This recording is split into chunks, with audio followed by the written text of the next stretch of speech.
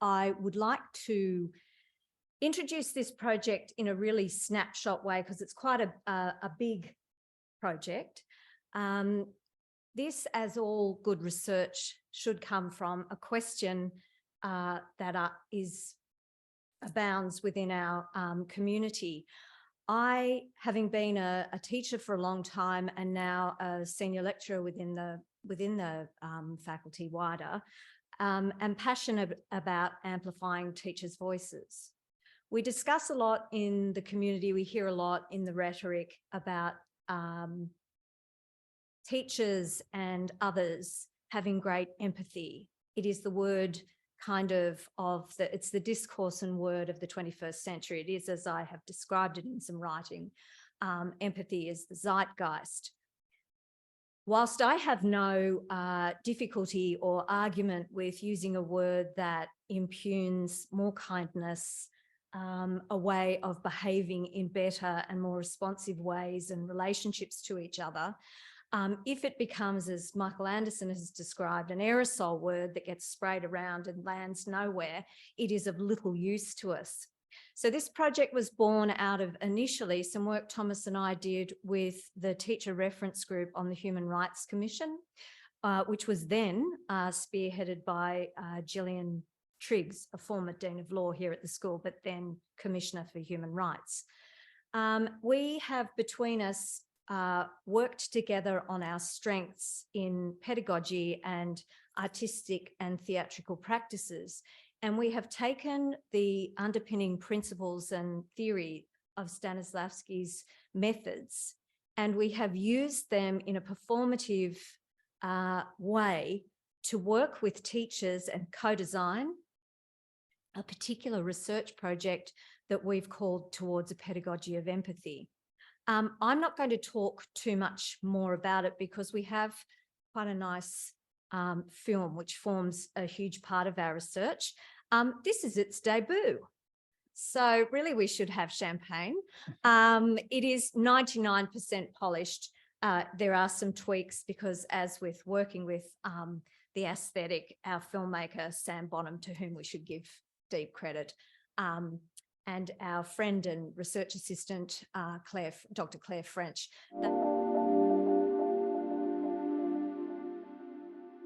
A pedagogy of empathy is an action-oriented teaching and learning praxis that positions a framework and lens for teachers who already have very sophisticated and nuanced understanding of their students and their classrooms. And it allows them to build upon that rich seam of knowledge about their students, even when they may not have had the same lived experience as their students.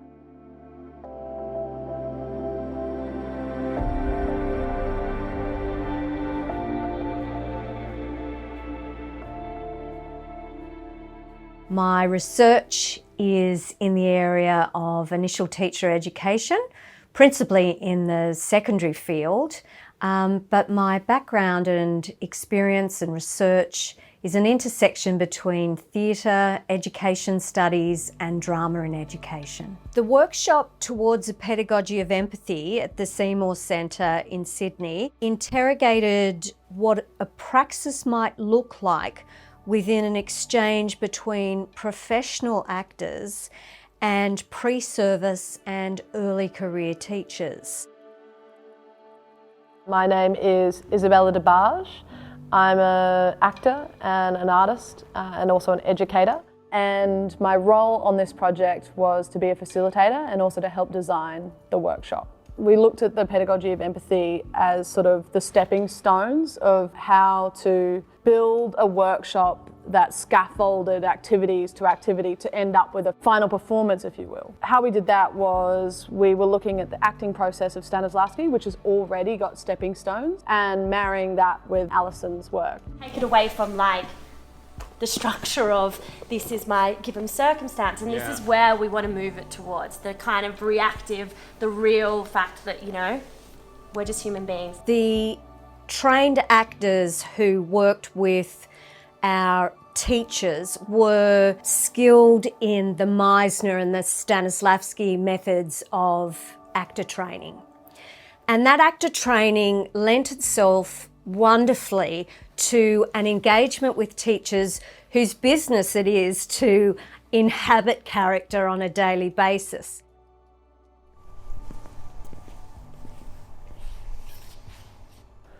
So how we used Stanislavski's methodology in the workshop was to first start with his given circumstances.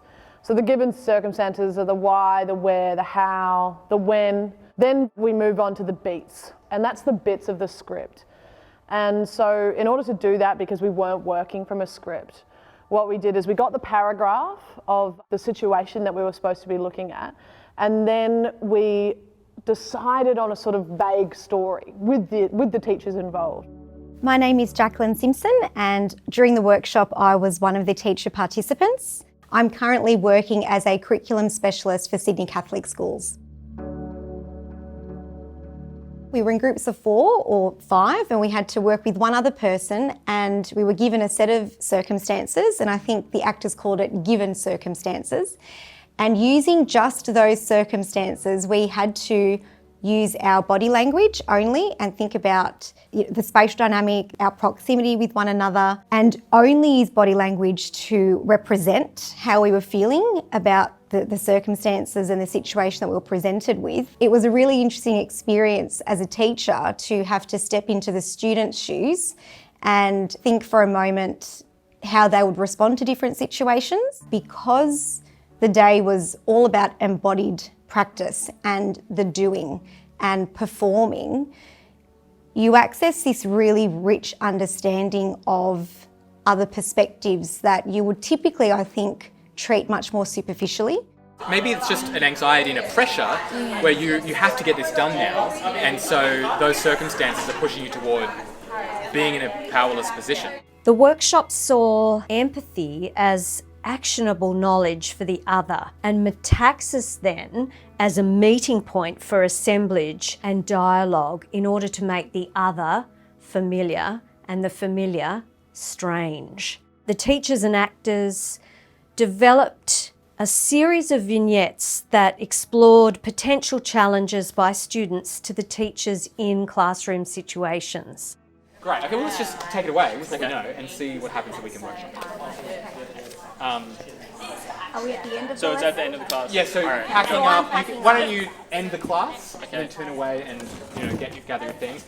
Remember, you want to talk to Jasper though, so you're going to have to maybe get his attention. They then inhabited the role of students in the vignettes, and that way they were able to embody student motivation for various behaviours and understanding, which brought them closer to the student's position in order for them to make more sensitive variations on their response as teachers in the real world in real time. So as a facilitator, watching these non-performers, these teachers take on these different roles and be acting in front of you, it's really tempting to tell them what to say or how to act or what to do in order to progress the scene faster. But what I've found directing is that you don't need to do that. There are small things and small offers that you can make to the performer to help them get there by themselves. And usually those are to do with physicality. And so that's where my sort of direction always comes from. And I think the reason why that's important for me is because I feel like that is where my intuition lies. I'm definitely someone who looks at body language and looks at physicality first. And that is exactly what you want to give non-performers, and that's exactly what we're giving these teachers, is little physical offers so that it takes them out of themselves and they can be fully present in the moment and just start being way more organic in what they're delivering to us. Just wondering, with this relationship at the moment, I'm just thinking, in terms of being friendly but not quite friends, I think we need to really draw a barrier at the moment.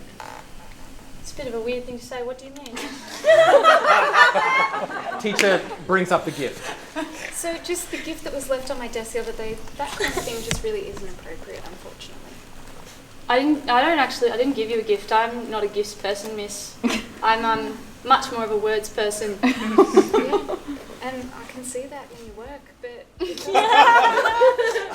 does come from your mum's boutique, Jasper. Oh, that gift. That was. You're different, miss. I just think like sometimes you got to show your appreciation in different ways, you know, not just in my like listening in all your classes, you know. So I wanted to just. I knew actually it was your birthday, so someone said it. You know, a birthday A teacher enters. Oh, what's going on in here? You're still here? The bell went 5 minutes ago. What are you doing in class? I told you, didn't I tell you this morning that I was going to come and deal with this? Yeah. Sorry, just give me 1 sec. I told you I was going to deal with this. Yeah, we're just having that chat now. You're putting yourself in a compromising position. Look, put it here. This particular pedagogy allows that space and time for both teachers and students to explore positions, to explore experience, to explore the effect of affect in classrooms. The opportunity for these teachers to stand in the shoes of people they don't really know in a physical way was actually, I think, what started to uncoil these ideas and realise how deep our empathy can go.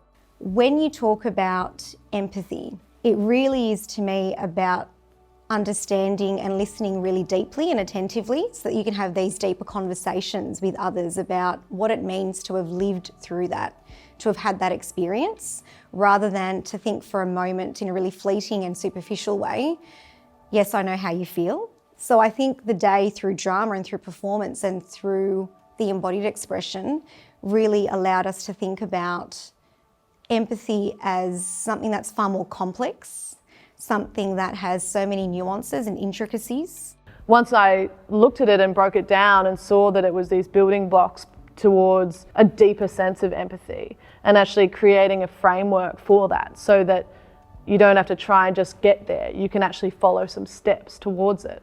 I was like, oh, well, this is perfect because that's exactly what actors have to do. So that made sense to me, and I think it's going to be really helpful for particularly non-performers to have these building blocks to move towards this really deep sense of empathy, and it's something that, you know, we need more of. I think the experience really reminded me of how challenging adolescence is and how hard it is to be a young person. You know, we're working with young people who have this deep yearning to be heard and to be seen and to be understood. And I think we often forget how complex their journey is as a high school student. And so this pedagogy and the workshop, I think, really helped me understand and come to understand my students' perspective a lot more deeply.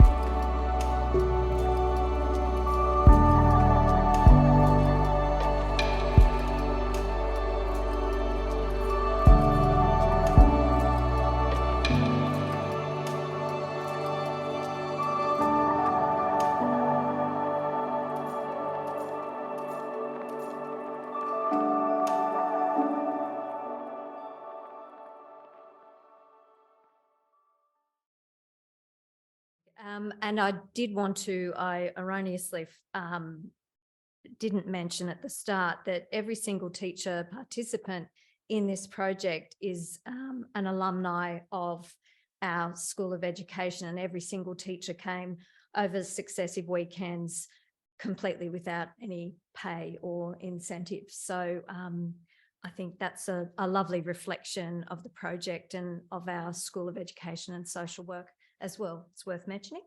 There was just one other thing I wanted to add, which was that I think this project really represents the possibilities in terms of using the arts in a field that, for you know, to whom it is very familiar. I think teachers and educators are very familiar with the arts, but taking an arts-based process for professional development in a completely different field is something that I think this project really represents really clearly amongst its many other possibilities and potentialities.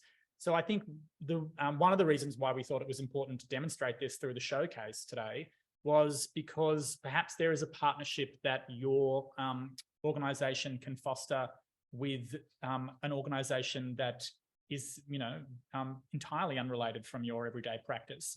And perhaps there is something that your system of working in the arts and your practice, your artistic practice, perhaps that can be applied in, nuclear science, et cetera, et cetera. And I think the possibilities are absolutely endless here. And this really demonstrates that really neatly. Did you want to talk a little bit about the book that has, your book that's come from this work and the ongoing body work of research? Yeah. So the ongoing, a book was published in 2020. It's a short form Palgrave that basically captures much of this work and situates it within an academic framework. The work is moving towards really, I guess, solidifying and concretizing the Stanislavskian methodology and capturing it as what we have called metaxic empathy, or a constellation of empathy. We are sort of committed to empathy being a reflexive practice and praxis, and we would like to actually take the next workshop forward with a slightly nuanced and sophisticated, not sophisticated is the wrong word, further developed workshop, because we see that this particular work has implications and applications for work in the aged care system. We also think that it has enormous implications for work in the corporate sector. We are in and of the moment writing a piece for the media on the back of a horrible incident that occurred in the Hunter region last week between a teacher and a student that ended up in quite a violent altercation. We are not for one moment arrogant enough to say that our pedagogy of empathy would ameliorate those difficulties, but we do think that this particular pedagogy also offers, and our research is moving towards looking at how this particular opportunity for performance ethnography too offers our teachers an opportunity to be maintained and sustained in the workplace, as we're bleeding teachers faster than we can graduate them. So that's something we're quite passionate about.